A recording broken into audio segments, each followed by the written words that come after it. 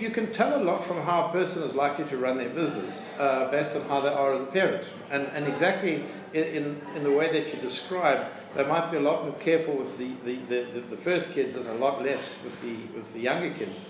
But I think I mean, there was one in particular client that I had where he would nanny his kids.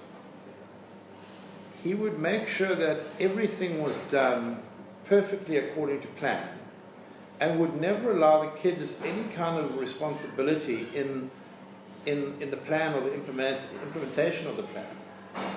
It was almost as if he never had any trust in their ability to function as people.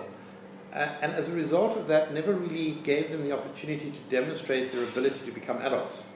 And he kind of took that same approach in his management style, where it was almost everybody in the company was a child, didn't have the same vision and expertise that he had, and couldn't be trusted to be able to make meaningful contributions to the running of the business. The odd thing was that his wife was technically better than he was at running the business, and he was somebody that had to learn the technical elements of his business, but yet never seemed to trust anyone else's ability to learn those same technical elements. So it's quite interesting how, as you say, the way people treat their kids can be transferred into how they manage their staff.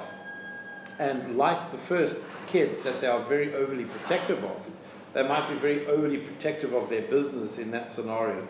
And when they get to like round number 2 and round number 3, they're not as concerned. But that's because they become a better parent as well. Well, they become a better parent, and they also realize how much scope there is. It's not as if it's an exact science and you have to get it perfectly right and that your answer is always the most correct one. There's a lot more play in the whole scenario that allows you to experiment, allows you to make mistakes, and to find out what works and find out what doesn't work. You're not going to lose your business overnight, and you're not going to lose your kid overnight if you allow them just to kind of, spread their wings a little bit.